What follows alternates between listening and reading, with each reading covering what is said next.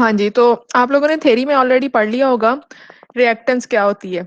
जो हमारे capacitive element होते हैं या इंडक्टिव एलिमेंट होते हैं ना, उनकी कह लें कि जो रेजिस्टेंस है ना, वो उसको हम रिएक्टेंस कहते हैं।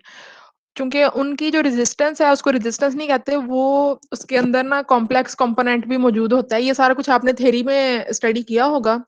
हमने यहाँ पे लैब में ना रिएक्टेंस को फाइंड कैसे करना है और रिएक्टेंस फ्रीक्वेंसी पे कैसे डिपेंडेंट है ना, वो हमने यहाँ पे देखना है। तो ये है कि ये रेजिस्टेंस का कह लें एक किस्म का इक्विवेलेंट जो पैरामीटर है आपके कैपेसिटर्स का और इंडक्टर्स का, उसको हम रिएक्टेंस कहते हैं।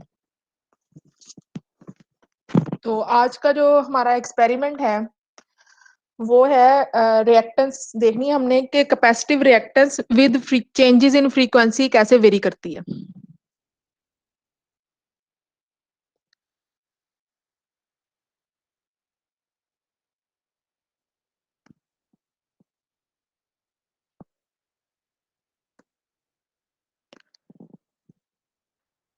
अच्छा, आपको मेरी स्क्रीन शो होना स्टार्ट होगी? स्टूडेंट, स्क्रीन शो हो रही है आपको? No ma'am. अभी नहीं स्टार्ट हुई? हो गई नहीं मैम। मैम। हो गई मैम। हो गई मैम। ओके, ठीक है। अच्छा, ये हमारा एक्सपेरिमेंट है कैपेसिटिव रिएक्टेंस का। ठीक है, कैपेसिटिव रिएक्टेंस, ये फॉर्मूला नजर आ रहा है सामने, X C is equal to minus J one over two pi F C. Formula yes screen ma'am. पर नजर आ रहा है ना? हाँ जी, ये आपने थ्योरी में भी पढ़ा होगा। ये कैपेसिटिव रिएक्टेंस फाइंड करने का फॉर्मूला है। ठीक है, इसमें जो जे है ना, ये इंडिकेट कर रहा है कि ये कॉम्प्लेक्स है, कॉम्प्लेक्स क्वांटिटी है। जो आप ने मैथमेटिक्स में कॉम्प्लेक्स नंबर्स पढ़ते हैं ना, उसमें आयोटा होता है, आई। तो वो जब आप इलेक्ट्रिकल इंजीनियरिंग में या इलेक्ट्रिकल टेक्नोलॉजी में जहां पे भी यूज करेंगे ना कॉम्प्लेक्स नंबर्स को, तो आप आई की जगह जे यूज करते हैं। ठीक है, तो माइनस जे, ये जे इंडिकेट कर रहा है कि ये कॉम्प्लेक्स क्वांटिटी। तो one over two pi F C, ये बेसिकली आपका फॉर्मूला है रिएक्टेंस कैलकुलेट करने का। अब हमने क्या करना है कि ये जो सर्किट डायग्राम शो हो रही है, ये सर्किट आपने ड्रॉ करना है। उस पे मल्टीसिम पे हम ड्रॉ करेंगे ये सर्किट। तो उस सर्किट को ड्रॉ करने के बाद हमने देखना है कि जो फ्रीक्वेंसी चेंज करने से आ, एक मिनट स्टूडेंट्स, आप एक मिनट, मैं आपको ना अभी करती हूँ।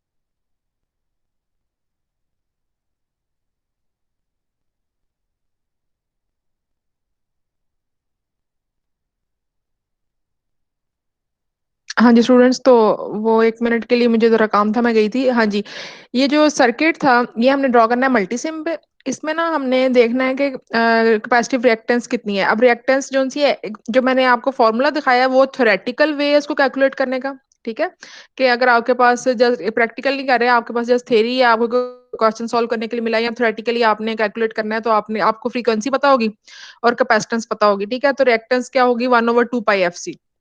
ठीक है, एक्सपेरिमेंटली रिएक्टेंस आपने किस तरह मेजर करनी है कि जिस तरह रेजिस्टेंस होती है ना, V is equal to I R, उसी, चूंकि रिएक्टेंस रेजिस्टेंस का इक्विवेलेंट है कह लें, तो जो आपकी रिएक्टेंस होगी वो होगी I V O divided by I. ठीक है, V is equal to I R वाले फॉर्मूले के हिसाब से वोल्टेज और करंट की रेशो, ये आपकी रिएक्टेंस होगी एक्सपेरिमेंटल वैल्यू। और जो आपकी थ्योरेटिकल वैल्यू है वो है one over two pi F C. ठीक है, इस बात की समझ लग रही है ना मैं क्या बोल रही हूँ? आंसर दें कोई स्टूडेंट, मुझे बताएं कि समझ लग रही है कि थ्योरेटिकल और एक्सपेरिमेंट कैसे कैलकुलेट करनी है। दोबारा बता दें। जो आपका थ्योरेटिकल आपने कैलकुलेट करना है वो ये फॉर्मूले से कैलकुलेट करना है। ठीक है, one over two pi F C. ठीक हो गया। जो आपने एक्सपेरिमेंटल करनी है वो करनी है वोल्टेज डिवाइडेड बाय करंट से। अब ये दो बातें मेरी समझ लग रही है ना क्लियर? अभी हम करेंगे कैलकुलेट, ज्यादा आपको समय लग जाएगा। अभी मैं आपको वैसे जुबानी बता रही हूँ कि थ्योरेटिकल आपने कैलकुलेट करनी है one over two pi F C जो फॉर्मूला बताया, और एक्सपेरिमेंटल आपने कैलकुलेट करनी है वोल्टेज डिवाइडेड बाय करंट।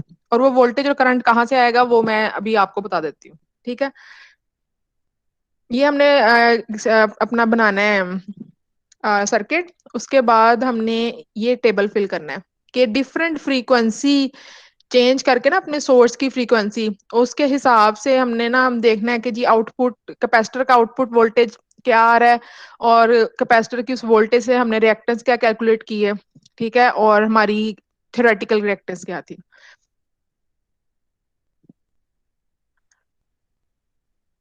अब मैं यहाँ से अपनी विंडो चेंज करती हूँ प्रेजेंटेशन वाली।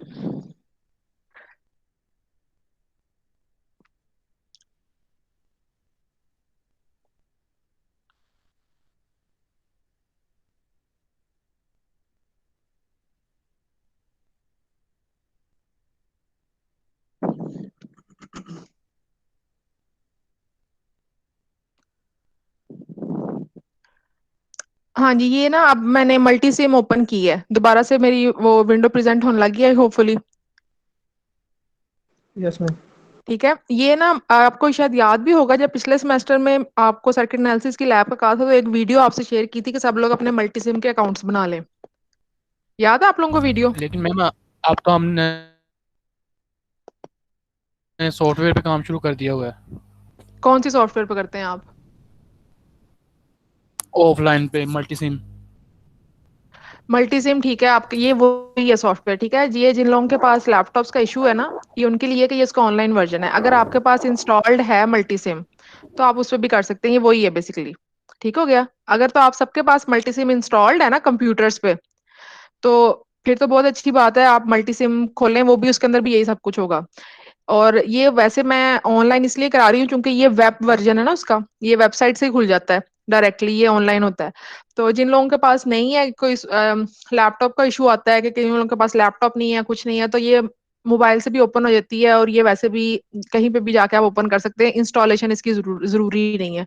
तो जिन लोगों के पास सॉफ्टवेयर नहीं है वो इस तरह कर लें, जिनके पास सॉफ्टवेयर है वो अपना सॉफ्टवेयर ओपन करें, उसके अंदर भी सारे कंपोनेंट्स मौजूद हैं, वो सॉफ्टवेयर रन कर लें। ठीक होगी। और जिन लोगों के पास नहीं है सॉफ्टवेयर, उन ये कैसे आया है, ये इसके लिए फिर मुझे सीआर के थ्रू मैसेज करवा देंगे अगर आपको वो उस वीडियो का लिंक दोबारा चाहिए कि वेब बेस्ड वर्जन कैसे निकालना है मल्टी सिम का। तो मैं वो उस वीडियो का लिंक दोबारा शेयर कर दूंगी, तो आप वेब बेस्ड वर्जन यूज कर सकते हैं मल्टी सिम का। ठीक हो गया। Okay ma'am. अच्छा, इस पे हमने वही सर्किट ड्रॉ करना था, उसके लिए पहले हम एसी सोर्स वोल्टेज लेंगे। ये मैंने सोर्स लगा दिया, एसी सोर्स वोल्टेज लेना है आपने। ठीक है, एक रजिस्टर लेना है, ये रजिस्टर लगा दिए यहाँ पे, और यहीं पे कैपेसिटर आ जाएगा, ये कैपेसिटर लिया मैंने, ये लगा दिया। अब इन सारे कंपोनेंट्स को आप आपस में कनेक्ट कर दें।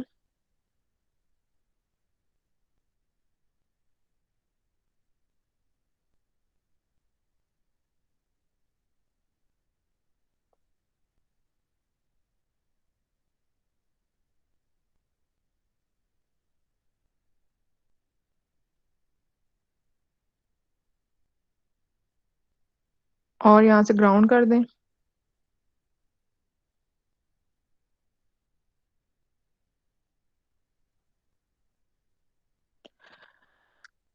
अच्छा, अब हमने एक्सपेरिमेंट में क्या था कि हमने कैपेसिटर की आउटपुट वोल्टेज की वैल्यूज लेनी है, जो रीडिंग्स हमने लेनी है ना एक्सपेरिमेंट में, वो बेसिकली हमने कैपेसिटर की आउटपुट वोल्टेज की वैल्यू लेनी है। यहाँ से ये वोल्टेज मेजरमेंट है, ये वोल्टेज मेजरमेंट का ब्लॉक लिए, ये मैंने यहाँ पे लगा दिया है। जो आपका मल्टी सिम है सॉफ्टवेयर वाला, उसमें भी मल्टी सिम की वोल्टेज मेजरमेंट वोल्ट मीटर होगा, हो सकता है उसके दो टर्मिनल हो, दो टर्मिनल होंगे तो एक टर्मिनल आपने यानी कि कैपेसिटर के अक्रॉस लगा देना है, एक पॉजिटिव साइड पे एक नेगेटिव साइड पे। जो यहाँ पे है इसका, अगर दूसरा टर्मिनल ग्राउंड हो तो फिर इसका एक ही टर्मिनल कनेक्ट करना पड़ता है, ये ऑटोमेटिक इसको पता होता है कि दूसरा टर्मिनल विद रिस्पेक्ट टू मैंने ग्राउंड मेजर करना है। ठीक है, यहाँ पे हमने लगा दिया ये वोल्टेज वाला। फिर हम ले लेते हैं यहाँ से करंट,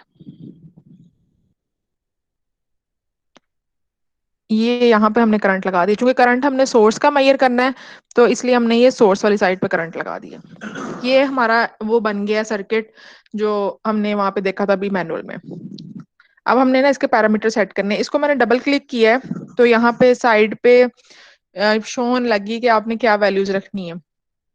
आप रखें वोल्टेज की पीक वैल्यू रखें 5। ठीक हो गया। फ्रीक्वेंसी आप इसकी रखें सबसे पहला टेबल में जो उसमें ना टेबल में डिफरेंट वैल्यूज दी हुई थी फ्रीक्वेंसी की, 200, 400, 600, 1000, 1500, इस तरह ना डिफरेंट किस्म की वैल्यूज दी हुई है। तो वहां से आपने क्या करना है कि बारी बारी सारी वैल्यू सेट करके आउटपुट चेक करनी है।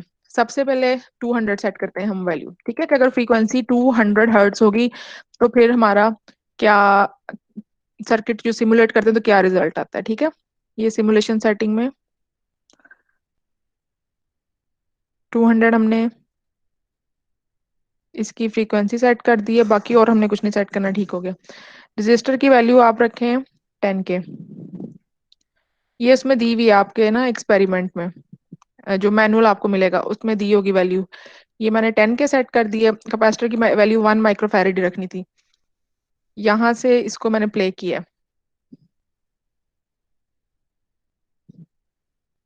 अच्छा, अब आप ये देख रहे होंगे कि ये वैल्यूज बार बार चेंज हो रही है। चेंज इसलिए हो रही है चूंकि ये साइन वेव दे रहे हैं ना इनपुट, साइन वेव इनपुट दे रहे हैं तो साइन वेव कॉन्टिन्यूसली चेंज हो रही है, तो इसलिए ये वैल्यूज भी कॉन्टिन्यूसली चेंज हो रही हैं। अब यहाँ से ऊपर से ये मैंने स्प्लिट पे विंडो की है, तो ये इसका ग्राफ शो होने लग गया है, यानी कि जो इसकी स्कोप की आउटपुट वैल्यूज थी और ये इसकी सर्किट आपको इकट्ठा शो होने लग गया है। अगर सिर्फ आप ग्राफर पे क्लिक करेंगे तो आपको पूरा ग्राफ शो होने लग जाएगा। अच्छा, जिन लोगों के पास मल्टी सिम सॉफ्टवेयर इंस्टॉल्ड है वो यहाँ पे साथ ऑसिलोस्कोप कनेक्ट करेंगे, तो होपफुली आपको करना आता होगा। नहीं आता तो आप फिर सीआर के थ्रू मुझे बता सकते हैं, वहां का भी मैं आपको बता दूंगी। यहाँ पे डायरेक्ट आप जब वोल्टेज का ब्लॉक लगा रहे हैं तो डायरेक्ट ही आपके पास ऑसिलोस्कोप की ऑप्शन ये है कि आप ग्राफर को क्लिक करें तो आपकी ऑसिलोस्कोप आ जाती है। इसके अंदर अब आप यहाँ से ये वोल्टेज और करंट को क्लिक करेंगे तो ये आपकी वैल्यूज जो सी है ना वो प्रॉपर आने लग जाएंगी।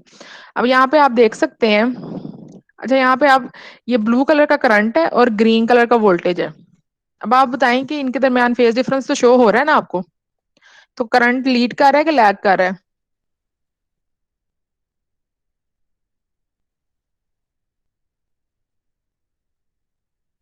हाँ जी, कोई स्टूडेंट बताए करंट लीड कर रहा है कि लैग कर रहा है? करंट ब्लू कलर का है। करंट ब्लू कलर का है और वोल्टेज ग्रीन कलर का है। मैम लीड कर रहे। लीड कर रहा है, ठीक है, चूंकि करंट की वेवफॉर्म पहले शुरू हो रही है। जहां पे भी देखें करंट की वेवफॉर्म पहले शुरू हो रही है, वोल्टेज की वेवफॉर्म बाद में आ रही है, तो ये वाला इसका फेज डिफरेंस आ रहा है, जो कि हमने पहले एक्सपेरिमेंट में कर चुके हैं कि किस तरह करना है फेज डिफरेंस कैलकुलेट। उसका मैं इंशाल्लाह आपको मैनुअल भी दूंगी तो फिर ज्यादा क्लियरली आप उसको रिटर्न फॉर्म में भी ले आएंगे। तो चूंकि ये भी हमने पहले पढ़ चुके हैं कि कैपेसिटर में करंट लीड करता है, तो ये वो भी एग्जांपल आपको प्रैक्टिकली शो हो गया है कि देखें ये कैपेसिटर है और ऑलमोस्ट 90 डिग्री ही लीड कर रहा है, चूंकि ये प्योर कैपेसिटर है। ठीक है, प्योर कैपेसिटिव एलिमेंट है, इसके अंदर कोई और रेजिस्टिव एलिमेंट या कोई और, यानी कि कोई इस तरह की मशीन नहीं है कि जिसमें उसकी कैपेसिटिव कैरेक्टरिस्टिक भी है और रेजिस्टिव भी है, तो कैपेसिटिव कैरेक्टरिस्टिक थोड़ी सी कम है तो उसकी वजह से 90 डिग्री पूरा लीड ना करे। ये प्योर कैपेसिटर है तो इसमें 90 डिग्री ही लीड कर रहा है।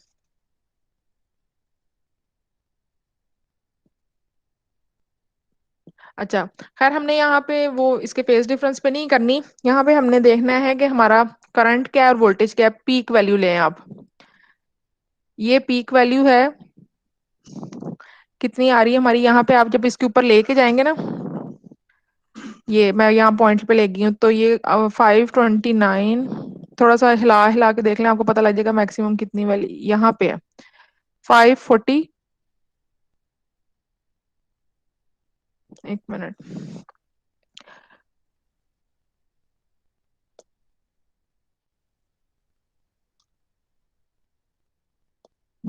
सॉरी, ये जो स्टार्ट वाला है ना ये तो सेकंड्स में आ रहा है, जो सेकंड वैल्यू है ना ये 498 माइक्रो एम्पेयर लिखा आ रहा है, ये 486 माइक्रो एम्पेयर हो गया।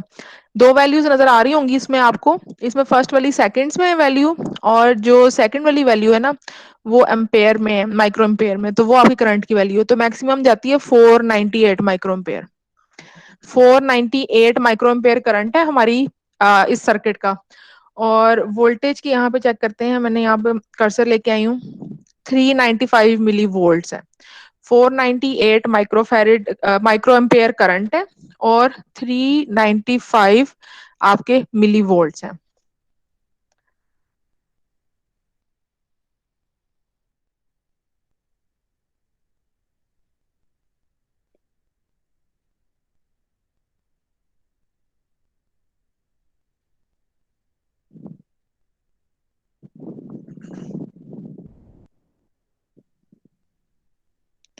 हाँ जी, अब मैंने आपसे इंटायर स्क्रीन शेयर करना शुरू कर दिया ताकि हम साथ साथ लिख भी लें।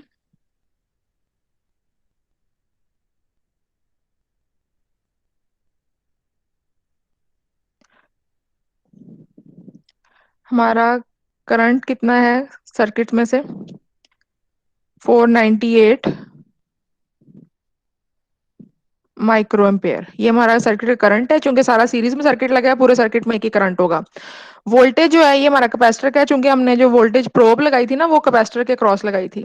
तो ये हमारा 395, वोल्टेज को मैं वीसी लिख रही हूँ, 395 मिली वोल्ट्स है। ठीक है, ये माइक्रो एम्पेयर है, ये मिली वोल्ट्स है। अगर वोल्टेज में इसको इसके मिली या माइक्रो खत्म करने होंगे तो ये 0.395 वोल्ट हो जाएगा, और ये कितना हो जाएगा? 0.0000498 एम्पेयर हो जाएगा। ठीक हो गया। तो ये हमारी जो एक्स सी है एक्सपेरिमेंटल,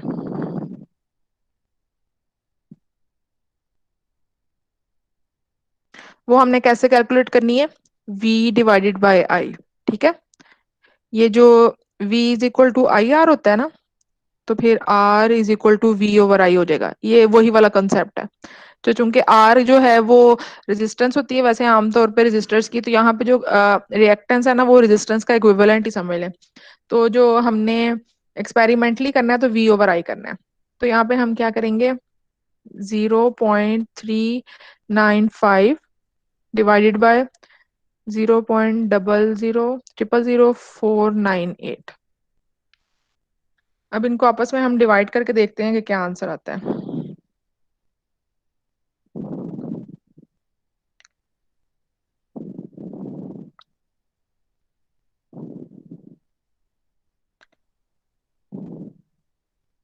इनको आपस में हमने डिवाइड किया है तो हमारा आंसर आया है 793.17 आया है। ठीक है, 793 समझ लें इसको, ये 793 ओहम्स। तो हमारी जो रिएक्टेंस है वो 793 ओहम्स आ गई है।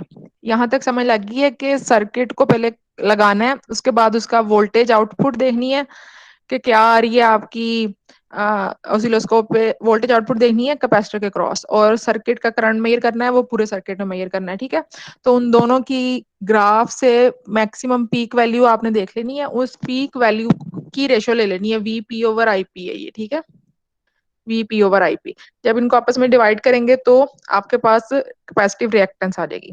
ये समझ लगी कि एक्सपेरिमेंटल कैपेसिटिव रिएक्टेंस कैसे फाइंड की है? Yes ma'am. Yes ma'am. ठीक हो गया। अब हम नेक्स्ट देखते हैं कि हमने ये तो एक्सपेरिमेंटल हमने फाइंड कर लिया। अब हमने अगर फाइंड करनी हो थ्योरेटिकल तो वो कैसे करनी है? थ्योरेटिकल हमारी एक्स सी का क्या फॉर्मूला था?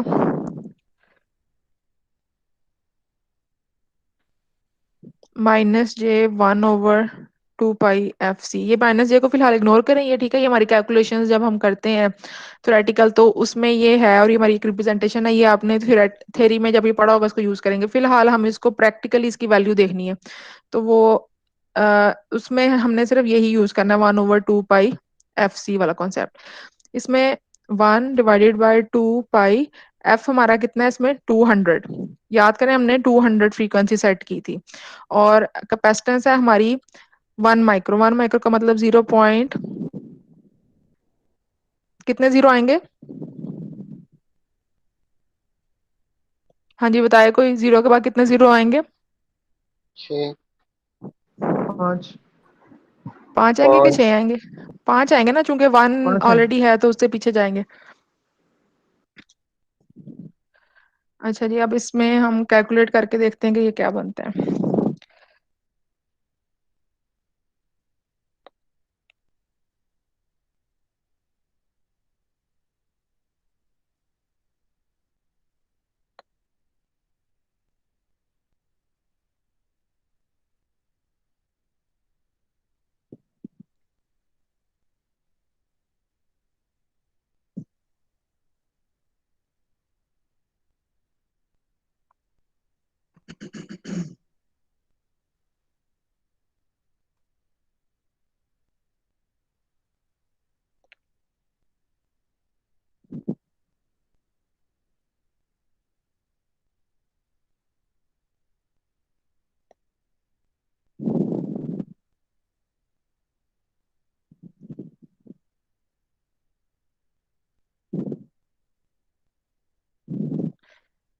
हाँ जी, जब हमने इसको अपना कैलकुलेट किया थ्योरेटिकली, तब हमारा आंसर आ रहा है 793.65।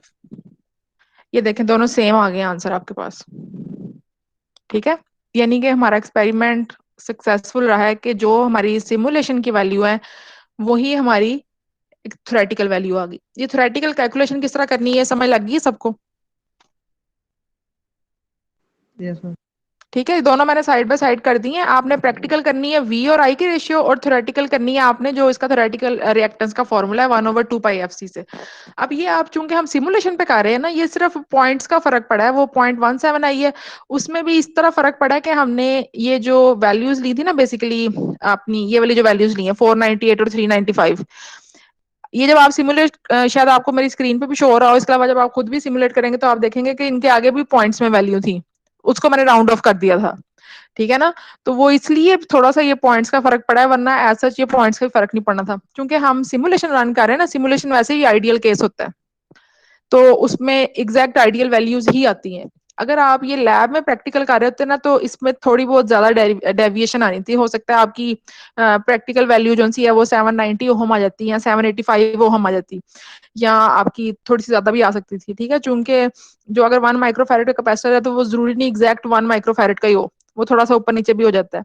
ठीक है, तो आपकी जो सी है एक्सपेरिमेंटल वैल्यू और जो थ्योरेटिकल वैल्यू, उसमें थोड़ा सा डिफरेंस आमतौर पर ज्यादा आता है, लेकिन ये चूंकि हम सिमुलेशन रन कर रहे हैं तो यहाँ पे आपको कोई वाजे डिफरेंस नजर नहीं आएगा।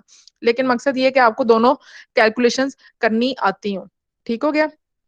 अब ये दोनों आपको कैलकुलेशंस करनी आ गई, सर्किट का भी मैंने आपको बता दिया किस तरह लगाना है, तो ये आपको मैनुअल में प्रोवाइड करूंगी। ठीक है, इसमें ये लिखा हुआ है। स्टूडेंट्स एकदम आप ना सीआर, आपने स्टूडेंट्स को कहना है कि बार एक दफा क्लास टाइम पे ज्वाइन कर लिया करें, या फिर क्लास मिस कर दिया करें। ठीक है, ये थोड़ी देर देर बाद बीच में ज्वाइन करने से ना बहुत ज्यादा डिस्टर्बेंस होती है, वो फिर सारी क्लास डिस्टर्ब होती है।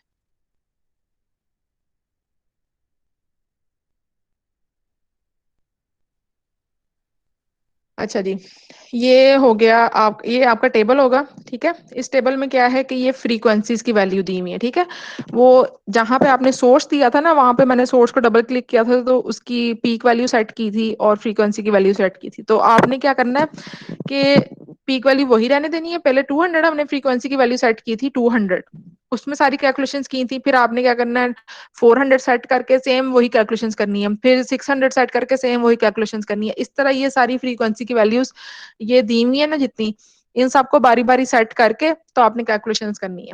कैलकुलेशंस में क्या है, एक्सी थ्योरी यानी कि थियोरेटिकली रिएक्टेंस फाइंड करनी 1/2 पाई एफ सी से। उसमें कैपेसिटर की वैल्यू वही रहेगी 1 माइक्रोफैरेड, फ्रीक्वेंसी चेंज होती जाएगी, पहले 200 है, 400 है, 600, 800 इस तरह। आपका जो पीक वोल्टेज है कैपेसिटर का, वो हमने ग्राफ से जो देखा था। ठीक है, ग्राफ जो मतलब हमारी ऑसिलोस्कोप की आउटपुट आई थी। तो आपने पहले 200 जब सोर्स की फ्रीक्वेंसी सेट की है, वो मैंने आपको करके दिखा दिया। फिर आपने 400 सेट करनी है, उससे देखना पीक वैल्यू क्या आई है, वो यहाँ पे लिख देनी है। फिर 600 देखना है, उससे देखना पीक वैल्यू क्या आई है, फिर वो यहाँ पे लिख देनी है। ठीक है, तो करंट की वैल्यू जो सी है आपकी वो वैसे ही रहेगी। तो ये आपका जो है वो डिफरेंट फॉर डिफरेंट फ्रीक्वेंसीज आपने वो डिफरेंट वैल्यूज लेनी है, और उसके बाद फिर आपने उससे एक्सपेरिमेंटल जो है वो रिएक्टेंस कैलकुलेट करनी। ठीक है, आगे ये परसेंटेज डेविएशन लिखी हुई है, तो आप लोगों की इतनी खास परसेंटेज डेविएशन नहीं आएगी, लेकिन आपकी अगर राउंड ऑफ करने से थोड़ी बहुत आती है तो आप लिख दें थ्योरेटिकल, इसमें से थ्योरेटिकल और एक्सपेरिमेंटल को आपस में माइनस करके तो इसको डिवाइड कर देना है एक्सपेरिमेंटल से।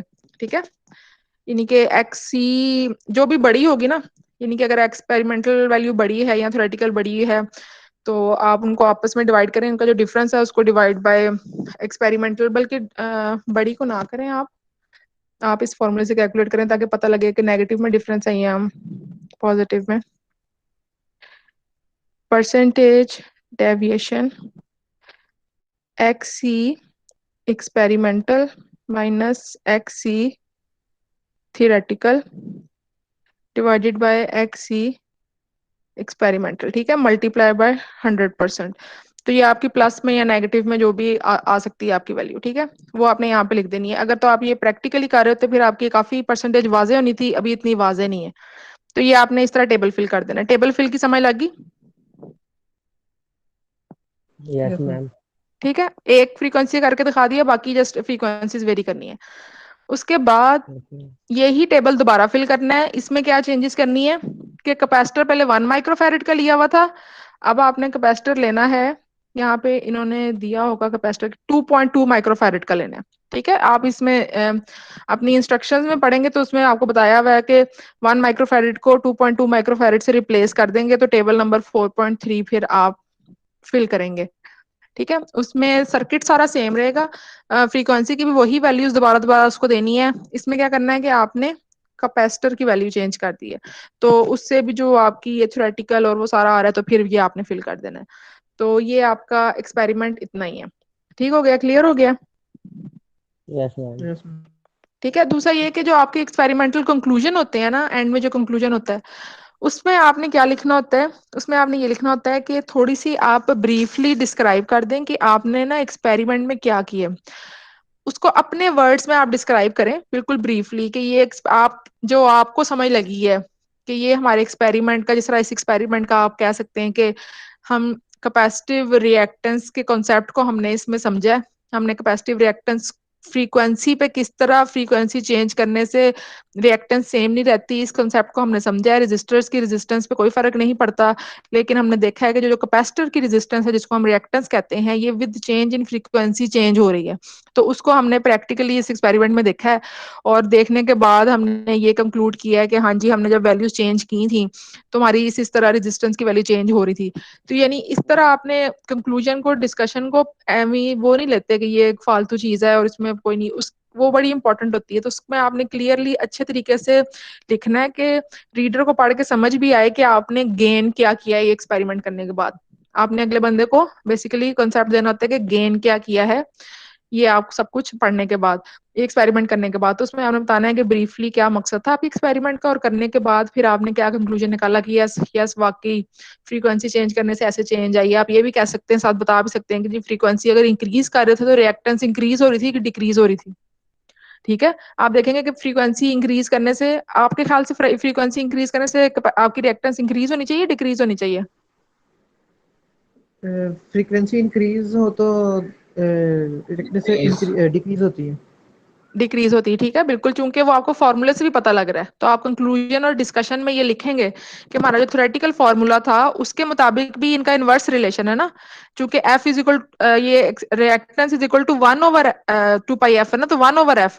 तो ये इनका इनवर्स रिलेशन है कि अगर एफ इंक्रीज होगा तो रिएक्टेंस डिक्रीज होगी। तो ये हम थ्योरेटिकली हमने ये पढ़ा था, फॉर्मूले में से भी हमें ये पता लग रहा है, हमने अपनी थ्योरी की क्लास में भी ये पढ़ा था। तो अब हमारे जो प्रैक्टिकल रिजल्ट्स आए हैं उनसे ये चीज वेरीफाई हो गई है कि जो हमारी फ्रीक्वेंसी है उसको इंक्रीज करने से रिएक्टेंस डिक्रीज हो रही है। ठीक है, ये बात भी आप कंक्लूजन में लिखेंगे। तो ये सारी चीजें ना कंक्लूजन एक बड़ी प्रॉपर तरीके से आपने लिखनी है। ठीक हो गया? इसके अलावा अगर आपका कोई क्वेश्चन है तो आप मेरे से पूछ सकते हैं इस एक्सपेरिमेंट के बारे में। है कोई क्वेश्चन? No, चलें ठीक है, फिर हम लोग अपनी क्लास की एंड करते हैं। इंशाल्लाह ये मैं अपलोड भी कर दूंगी और इसका मैनुअल भी आपको प्रोवाइड कर दूंगी, फिर डेडलाइन भी आपको बता दूंगी कब आपने सबमिट करवाना है। तो ठीक हो गया, अब मैं रिकॉर्डिंग भी स्टॉप कर रही हूँ और फिर क्लास एंड करने लगी। क्वेश्चन तो नहीं है ना आप में से किसी का कोई अभी? No ma'am.